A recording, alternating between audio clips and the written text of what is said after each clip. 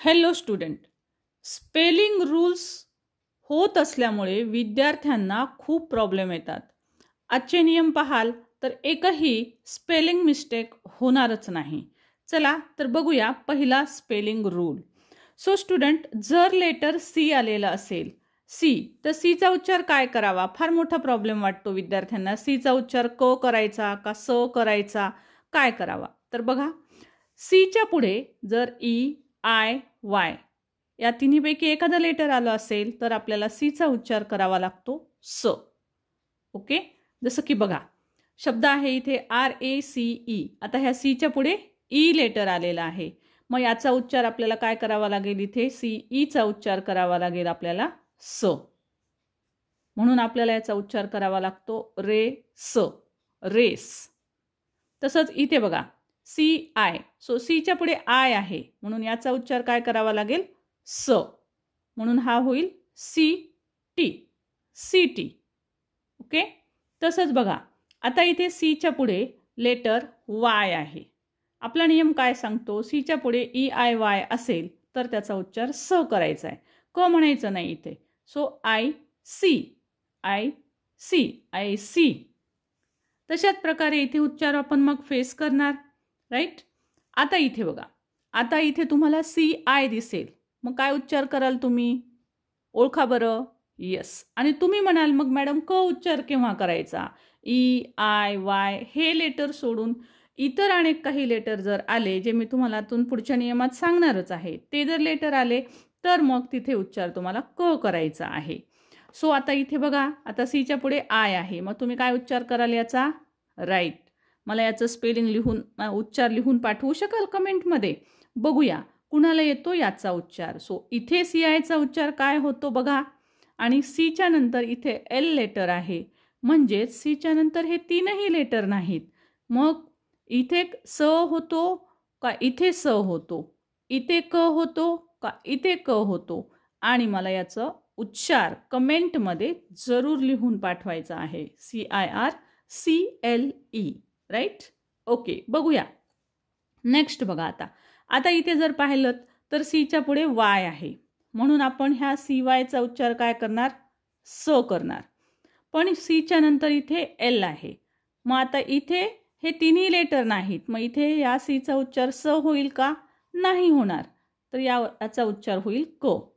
Okay, so म्हणून ह्या पूर्ण शब्दाचा आपण उच्चार करतो सायकल. सायकल म्हणजे इथं क उच्चार झाला, सायकल. ओके, सो होप तुम्हाला समजत असेल की सी उच्चार कुठे करत आहोत आणि क उच्चार कुठे करत आहोत. सिंपल. 3 लेटर असतील तर सी करणार आहात, तिन्हीपैकी कोणताही एक, तर स उच्चार करणार आहात. आणि हे सोडून जर दुसरे कुठले लेटर आले सीच्या पुढे तर त्यावेळेस उच्चार क करणार आहात. तर मग हे पहा, हा होईल राई स, CE स.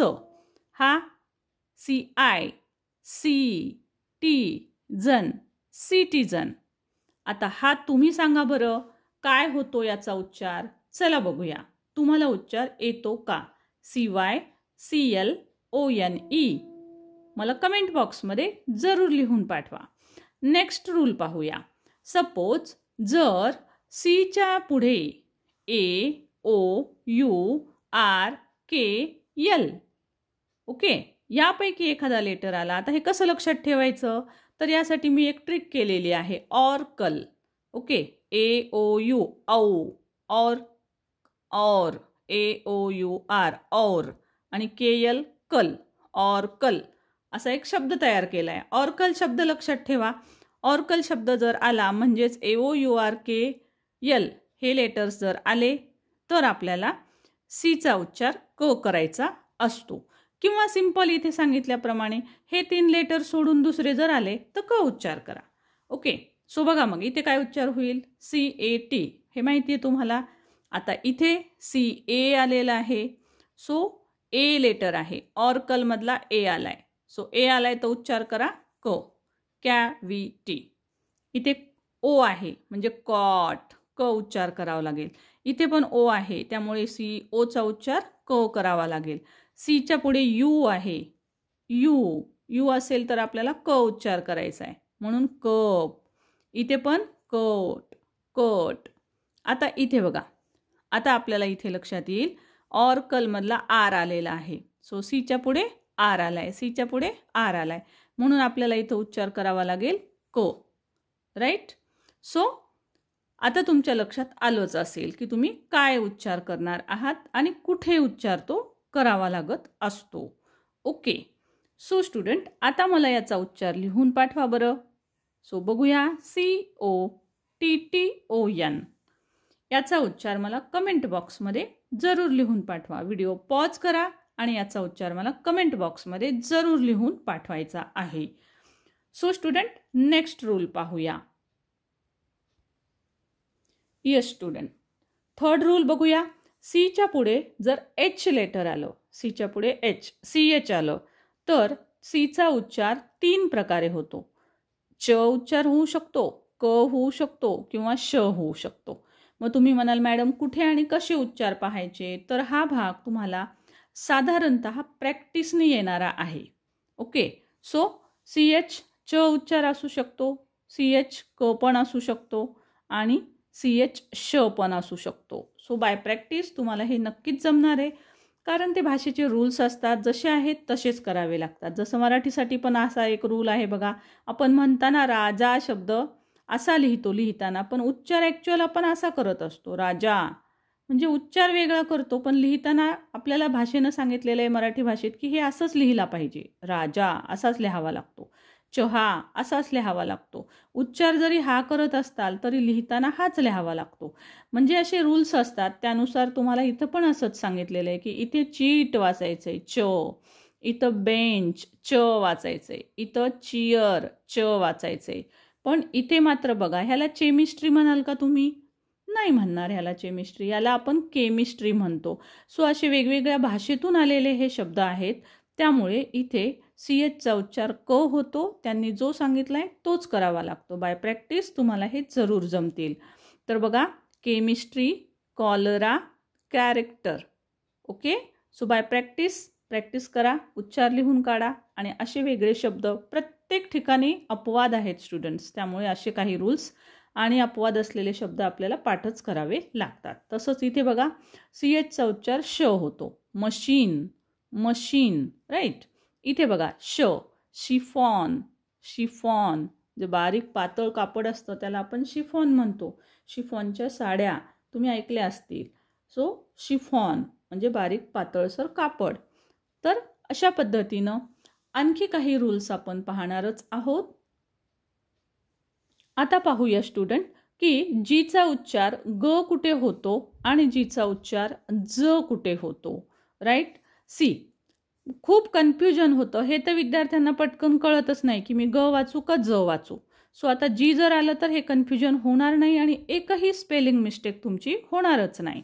तर बघा, जीच्या नंतर जर ई आलेला असेल, ई लेटर जर आलं तर जीचा उच्चार ज करायला हवा. म्हणजेच थोडक्यात काय, तर जी ई आलेला असेल तर उच्चार आपल्याला ज करावा लागतो. जसं की बघा, CA जीच्या नंतर ई आहे. मग आता याचा उच्चार काय करावा लागेल मला इथं, GE ज. कारण काय सांगितले, जीच्या नंतर ई आला तर ज, म्हणून हा उच्चार होईल केज, केज. तसाच हा काय होईल मग, GE ज. ओके. सो मग उच्चार करायचा आहे जेम्स, जेम्स. आता इथे बघा, हे तर शब्द तुम्हाला परिचितच आहे.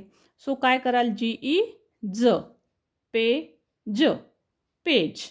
हो की नाही? आहे सोपं. आता हे करा बरं, सांगा मला काय होईल. सो लेटर ए आणि GEचा उच्चार यस. सो लिहून पाठवा. व्हिडिओ पॉज करा आणि याचा उच्चार मला लिहून पाठवा. राईट. सो हा शब्द नक्कीच येईल तुम्हाला उच्चारता, GE जे ल, जेल. हा तुम्ही करू शकाल. राईट. मग हा GEचा उच्चार काय होणार आहे, ऑफकोर्स ज, GE ज.